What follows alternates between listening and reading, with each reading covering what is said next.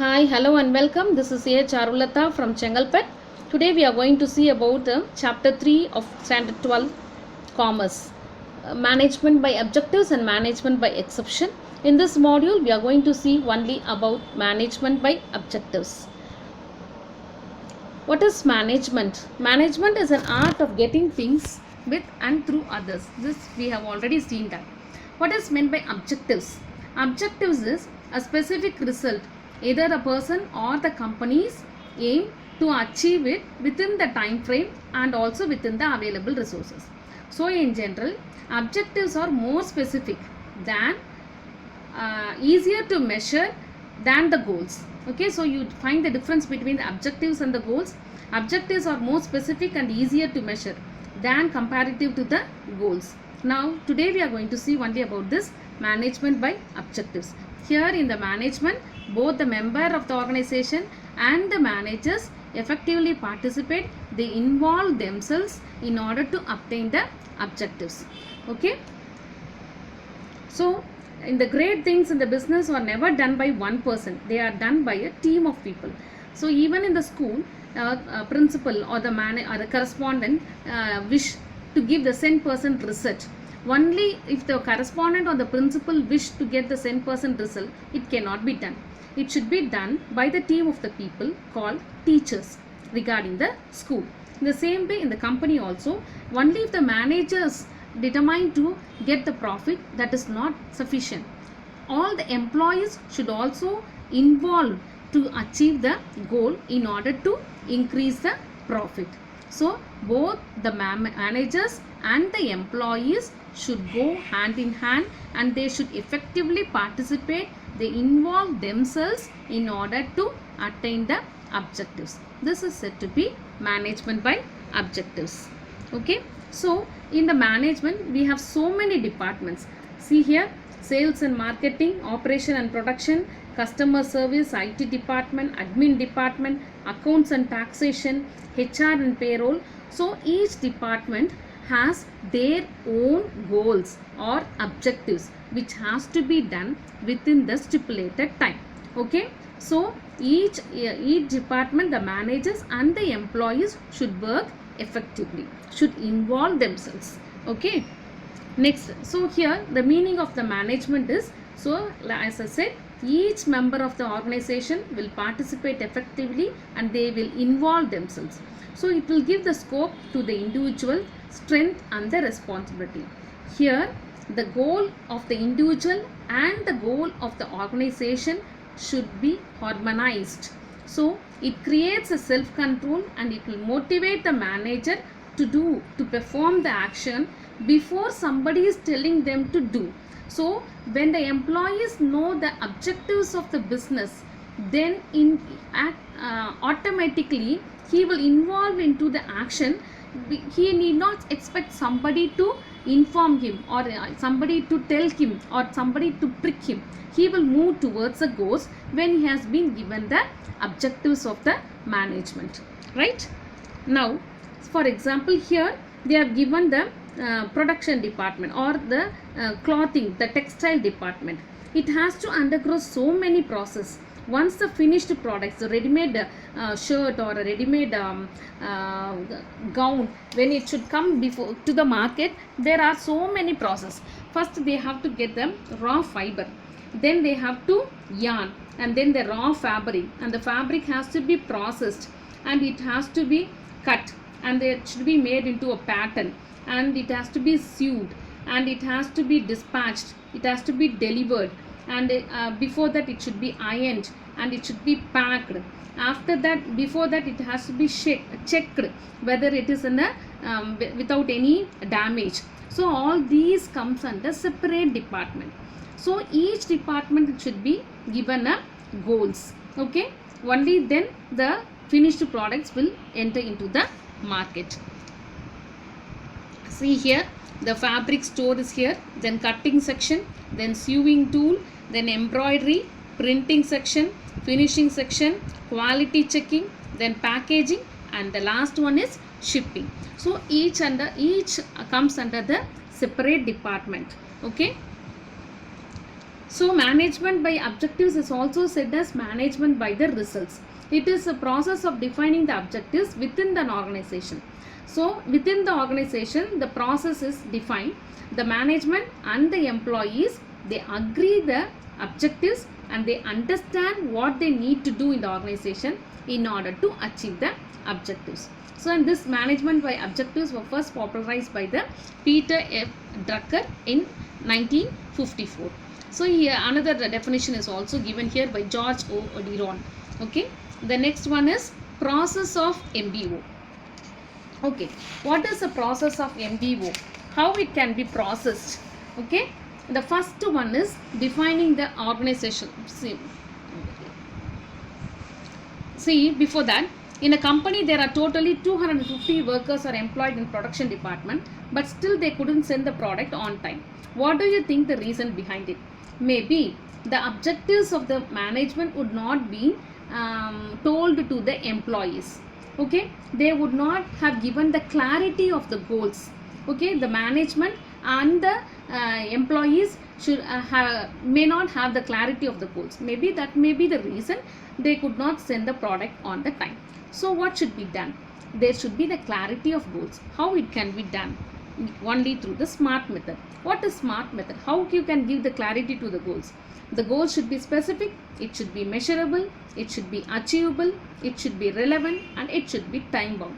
So specific goals, you have to produce 1000 units per day.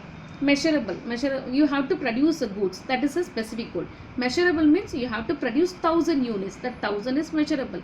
Achievable, whether they can achieve 1000 units per day, it can be done by the 2 or 3 shifts to the employees. It should be relevant, it should not, irrelevant goals should not be given to the employees.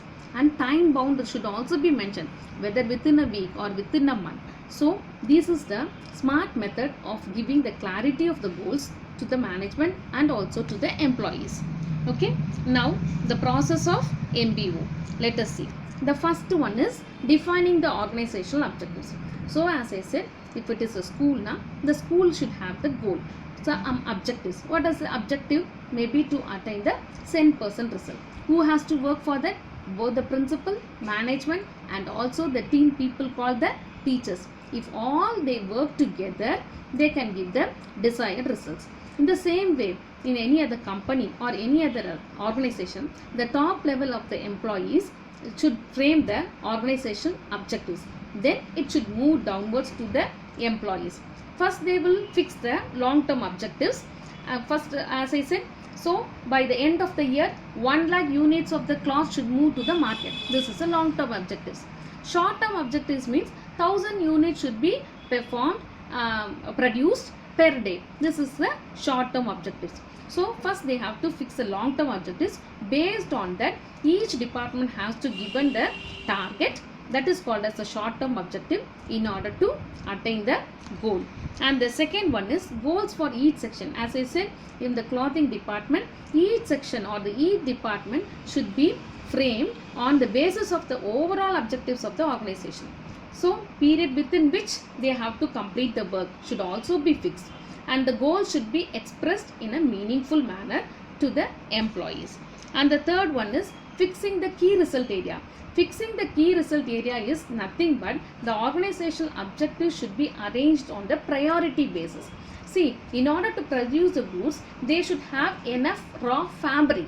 Without having the raw fabric, we cannot command the subordinates to produce the printing or the embroidery section. Okay, the first priority, we should consume the raw fabric. So the fixing the key result area is should be arranged, that is the target or the objectives should be based on the priority. Okay, next one is goals for each section. So and the fourth one is setting subordinate objectives or targets. So not only the management should set the objectives, the subordinates or the employees should also be given the objectives or the targets. Only then they can move towards the goal. And the subordinates should also be induced to set the standards by themselves. So they should be motivated and they should be allowed to discuss. So they can set the high standard for themselves, and they can every chances for their accomplishment of their objectives in the very easier and with the unexpected level they will perform when they are motivated. So the targets for the subordinate should also be fixed. The next one is matching resources with the objectives. See, once the objectives are framed, and it should be framed on the basis of the availability of the resource.